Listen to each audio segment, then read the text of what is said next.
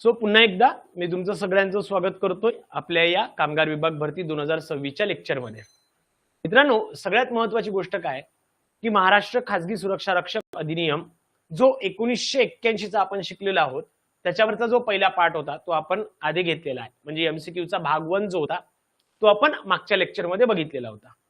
आता आपण चालू करतोय भाग 2. पुन्हा एकदा सांगतोय, तुमचं काम काय आहे की करेक्ट उत्तर देणं आणि व्हिडिओच्या शेवटी किती करेक्ट आलेले आहे किंवा किती करेक्ट तुमचे ऑप्शन्स आहे हे सांगणं. क्लिअर? म्हणजे आताही आपण 20 क्वेश्चन्स बघतोय, तर त्यावरनं तुम्हाला करेक्ट सांगायचे की तुमचे क्वेश्चन्स किती बरोबर आहे. क्लिअर? तर चला मग पहिला प्रश्न काय आहे? Which of the following is the primary objective of the Maharashtra private security guard act 1981? Maharashtra खासगी सुरक्षा रक्षक अधिनियम 1981 चा मुख्य उद्देश खालीलपैकी कोणता होता?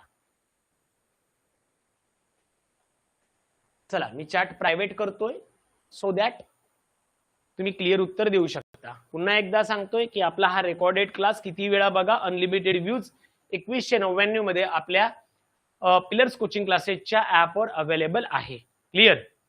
तर चला पटकन सांगा. बरोबर आहे, स्वप्नील बरोबर आहे, अमय बरोबर आहे, श्रुती बरोबर आहे, स्वप्नील दुसरा स्वप्नील सी बरोबर आहे, कावेरी कदम बरोबर आहे. ओके, अगदी बरोबर. काय आहे की राज्यातील खासगी सुरक्षा रक्षक संस्थांची संख्या वाढवणे नाही, खासगी सुरक्षा रक्षकांच्या रोजगाराचे नियमन करणे आणि त्यांच्या कल्याणाची तरतूद करणे. अगदी बरोबर. म्हणून ऑप्शन हा बी बरोबर येतो. बरोबर आहे. चला, Maharashtra private security guard act was enacted in which year? Maharashtra खासगी सुरक्षा रक्षक कायदा कोणत्या वर्षी लागू करण्यात आलेला होता? 1971, 1981, 1991, 2001. सिंपल आहे. चला, सिंपल आहे, खूप सिंपल आहे आणि अतिशय प्रत्येकाला माहित असलेल्या प्रश्नाचं उत्तर आहे इथे. क्लिअर? अगदी 1981. बरोबर. चला next. See, which section of the act deals with the constitution of board? बोर्डचं कॉन्स्टिट्यूशन कोणत्या सेक्शन मध्ये केलं जातं? कायद्याचे कोणते कलम मंडळाची स्थापना किंवा गठन यांच्याशी संबंधित आहे? चला पटकन सांगा, कोणतं सेक्शन आहे जे की याची रिलेटेड असेल कॉन्स्टिट्यूशन ऑफ बोर्डशी? सेक्शन नंबर 3 आहे, सेक्शन नंबर 5 आहे, सेक्शन नंबर 6 आहे, सेक्शन नंबर सी आपलं 6 आहे, सेक्शन नंबर 12 आहे. काय आहे? अगदी बरोबर आहे. काय आहे की ठराविक क्षेत्रासाठी सुरक्षा रक्षक मंडळ स्थापन करण्याची तरतूद ही सेक्शन नंबर 6 मध्ये केलेली आहे. अगदी बरोबर. So clear, perfect. चला next. According to the section 18 of the act, what is the prohibition regarding the employment? कायद्याच्या कलम 18 नुसार रोजगाराबाबत कोणती बंदी आहे? कोणताही सुरक्षा रक्षक 8 तासापेक्षा जास्त काम करणार नाही. रात्रपाळीत महिला सुरक्षा रक्षकाला कामावर ठेवले जाणार नाही. मुलांना सुरक्षा रक्षक म्हणून कामावर ठेवले जाणार नाही. महाराष्ट्राबाहेरील कोणत्याही व्यक्तीची नियुक्ती केली जाणार नाही. पटकन सांगा. चला पटकन सांगा. क्वेश्चन नंबर 4 ला काय बरोबर येतं? चला दीक्षा, एक असं काय बरोबर येणार? कुठं आहे? 8 तासापेक्षा जास्त कुठं बघितलं तुम्ही? कुठेच नाहीये. बरोबर आहे. किंवा आपल्या या पूर्ण ऍक्ट मध्ये रात्रीपाळीत महिला सुरक्षा हा पण आपण पॉइंट कुठेही बघितलेला नाहीये. महाराष्ट्रातील कोणत्याही व्यक्तीची नियुक्ती केला जाणार नाही. महाराष्ट्र बाहेरील हे पण आपण बघितलं नाही. बरोबर आहे. बरोबर आहे की नाही? हा पण जो पॉइंट आहे तोही बघितला नाही. पण मुलांना सुरक्षा रक्षक म्हणून कामावर ठेवले जाणार नाही. बालमजुरी बंदी, आपला पुढचा ऍक्ट सुद्धा हाच आहे. उद्या आपण 4 तास लेक्चर घेणार आहोत. लक्षात घ्या, उद्या आपण 4 तास लेक्चर घेणार आहोत आणि त्या लेक्चर मध्ये आपण हा पूर्ण बालमजुरीवरचा जो काही नियमन किंवा अधिनियम जो आहे तो संपवणार आहोत. त्यामुळे सी करेक्ट आहे. चला क्लिअर? सी करेक्ट आहे.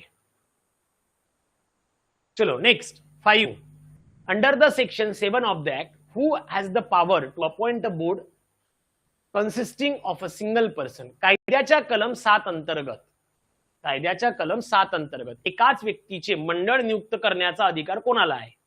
स्टेट गव्हर्नमेंट, जिल्हाधिकारी, कामगार आयुक्त, पोलीस आयुक्त. सिंपल प्रश्न आहे, खूपच सिंपल आहे. 5 ला काय करेक्ट येतं? राज्य शासन, जिल्हाधिकारी, कामगार आयुक्त की पोलीस? बरोबर आहे, बरोबर. सो क्वेश्चन नंबर 5 आताचे सिंपल प्रश्न होते, सकाळचे थोडे टफ होते. बरोबर आहे. चला ए करेक्ट आहे. गुड. 6 काय आहे?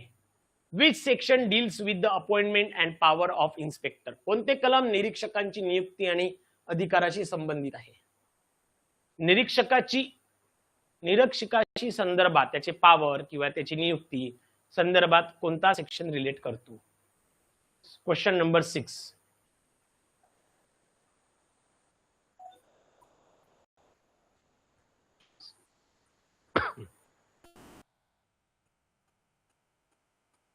बरोबर. Good. Section number 16. Section number 16 म्हणून ऑप्शन सी हा करेक्ट येतो. छान, अभ्यास चांगला झालेला आहे सगळ्यांचा. चला, आपले आतापर्यंत 3 ऍक्ट संपले, उद्या 4 संपतील. ओके, या आठवड्यात आपलं कोणत्याही परिस्थितीत आपल्याला 5 ऍक्ट संपवायचे आहे. 5 ऍक्ट संपवायचे आहेत, लक्षात घ्या. ठीक आहे. चला नेक्स्ट 7.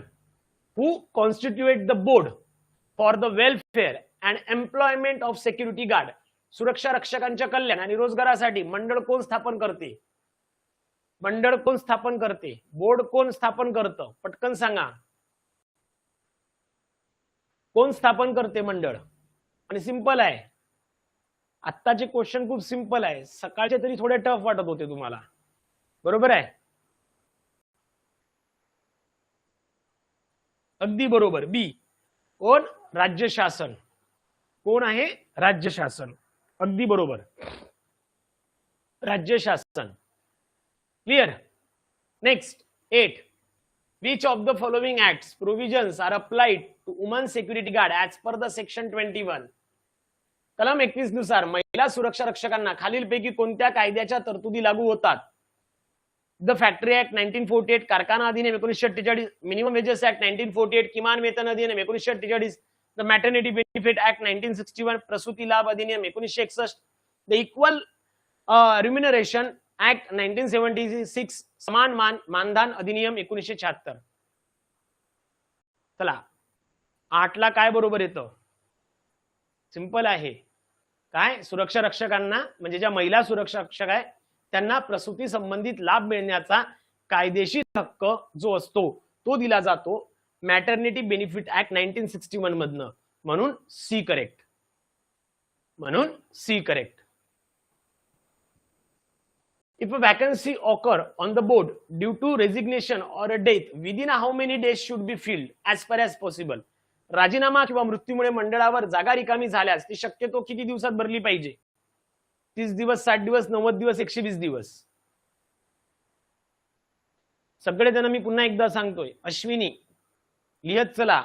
9 ला ए बरोबर, 9 ला बी बरोबर किंवा 9 ला सी बरोबर, 9 ला डी बरोबर असं लिहत चला, जेणेकरून मला लक्षात येतं. काही जण मागे राहतात, मग ते लेट उत्तर देतात, त्याच्यामुळे प्रॉब्लेम होतो. किती दिवसात? दीक्षा 30 दिवसात कुठेच नाहीये, 60 दिवसात कुठेच नाहीये आणि 120 दिवसात सुद्धा कुठेच नाहीये. म्हणून ऑप्शन सी ए करेक्ट. बरोबर आहे.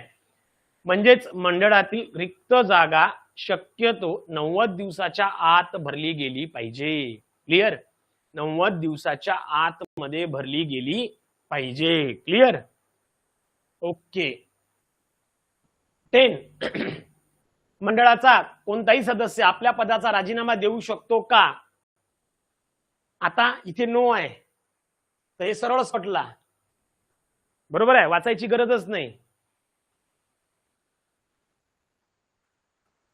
ओके.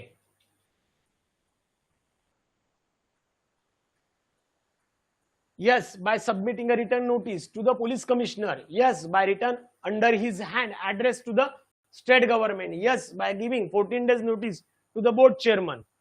कोणता बरोबर येतो?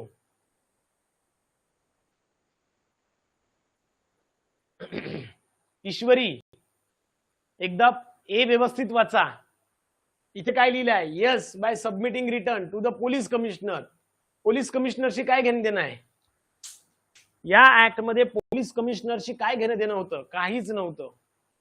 त्याच्यामुळे हा पोलीस कमिशनर आल्यामुळे हे नाही, किंवा 14 days नोटीस पिरियड पण कुठेच आपण बघितलेला नाही. बरोबर, 14 days नोटीस पिरियड सुद्धा आपण बघितला नाही. Sohail Patel, Shruti, please. Okay, so correct काय आहे? राज्य शासनाला जर दिलं तर सरळ सरळ क्लिअर केलेलं आहे की होय, एकतर तो राजीनामा देऊ शकतो, पण राज्य शासनाला उद्देशून स्वतःच्या स्वाक्षरीने लेखी पत्र द्यावं लागतं. तर ही जागा रिक्त होते का? डिरेक्टली नाही. तर इन केस राज्य शासनाने तो स्वीकारायला सुद्धा पाहिजे. तो ऍक्सेप्ट केल्यानंतरच ते काय होतं? कन्फर्म केलं जातं. Clear? 11. What is the penalty for contravening the provision of any scheme under this act? या कायद्याअंतर्गत कोणत्याही योजनेच्या तरतुदीचे उल्लंघन केल्यास काय शिक्षा आहे?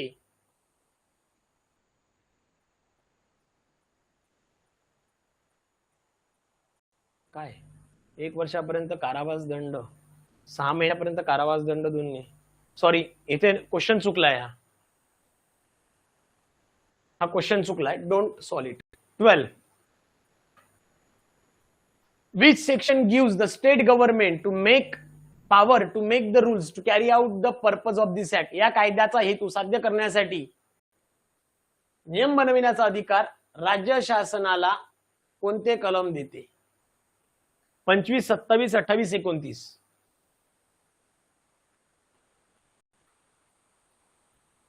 चला पटकन सांगा.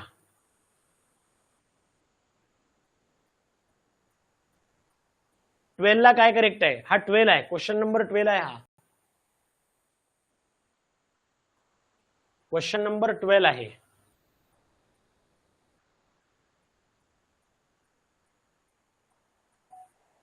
कोणतं कलम देते? Obviously 29. D correct. Okay, 29.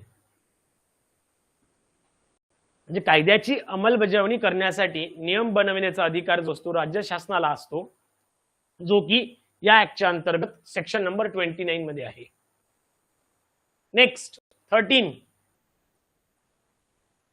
What is the term of office for the nominated member of the board? मंडळाच्या नियुक्त सदस्यांचा कार्यकाळ किती वर्षाचा असतो? मंडळाच्या बोर्डच्या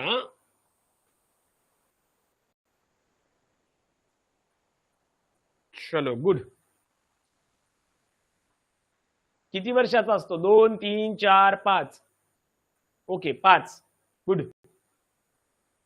नेक्स्ट 6.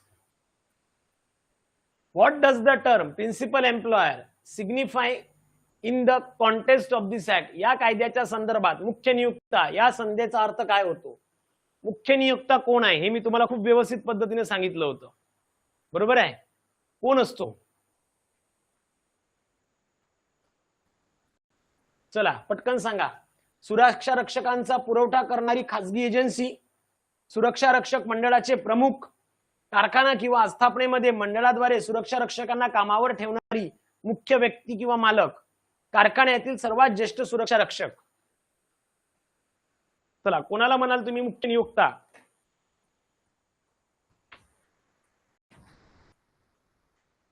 ज्याने आपलं पहिलं लेक्चर व्यवस्थित बघितलं असेल त्याला लक्षात येईल की मुख्य नियुक्ता म्हणजे कोण.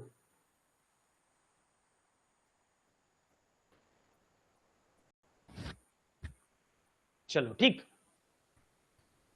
बरोबर. कारखाना किंवा आस्थापनामध्ये मंडळाद्वारे सुरक्षा रक्षकांना कामावर ठेवणारी मुख्य व्यक्ती. बघा, आपण एखाद्या एजन्सीला किंवा एखाद्या कारखान्याला किंवा आस्थापनेला आपण काय म्हणू शकतो? एम्प्लॉयर म्हणू शकतो. पण त्या एम्प्लॉयरचा जो मालक असतो, डायरेक्टर असतो, सीईओ असतो, जो कोणी असेल, तो कोण असतो?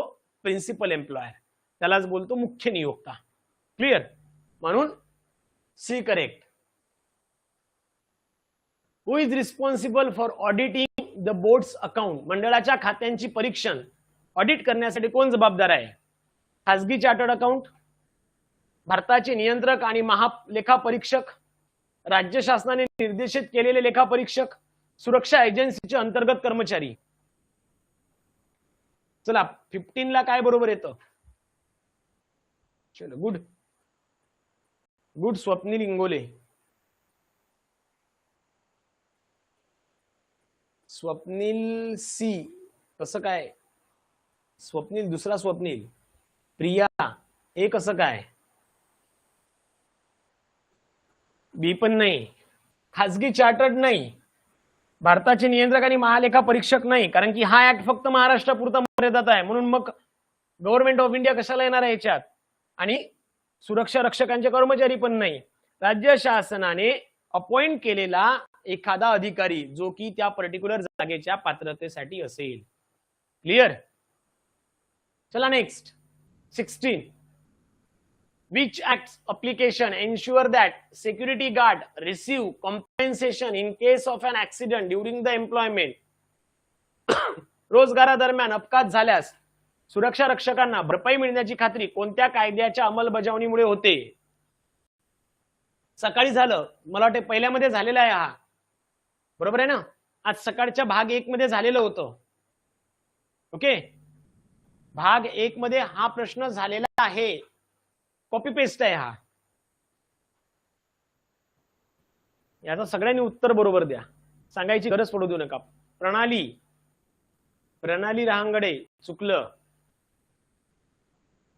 चला एक चुकीचं आहेच.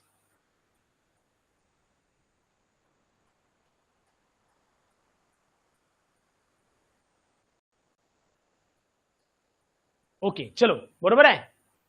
द वर्कमेन्स कॉम्पेन्सेशन ऍक्ट जो असतो याच्या अंतर्गत नुकसान भरपाई मिळते. ऍक्सिडेंट झाला, काही प्रॉब्लेम झालं तर त्याच्या संदर्भात नुकसान भरपाई ही वर्कमेन्स कॉम्पेन्सेशन ऍक्टच्या अंतर्गत दिली जाते. 17. According to the section 24, who can conduct an inquiry into the working of board? कलम 24 नुसार मंडळाच्या कामकाजाची चौकशी कोण करू शकते? राज्य शासन किंवा त्यांनी प्राधिकृत केलेले कोणतेही अधिकारी, मुंबई उच्च न्यायालय, कामगार युनियनचे नेते, केंद्रीय अन्वेषण bureau CBI, central bureau of investigation. कोण करू शकते? 17 ला काय करेक्ट येणार?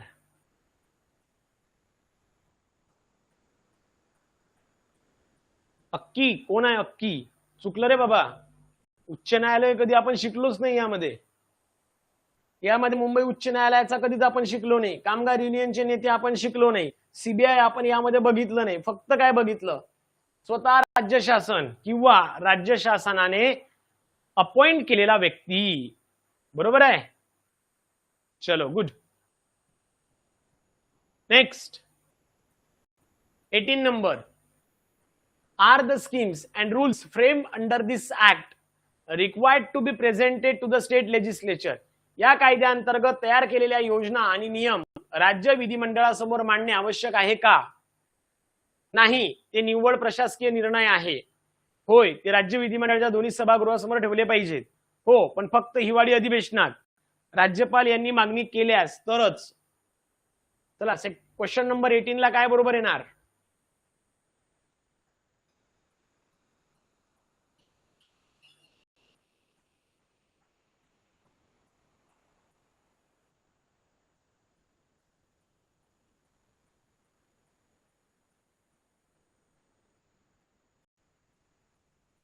बरोबर आहे.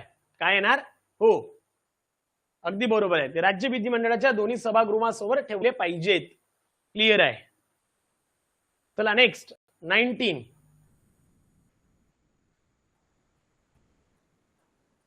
What are the power of the advisory committee appoint under the section 15? कलम 15 अंतर्गत नियुक्त केलेल्या सल्लागार समितीचे अधिकार काय आहेत?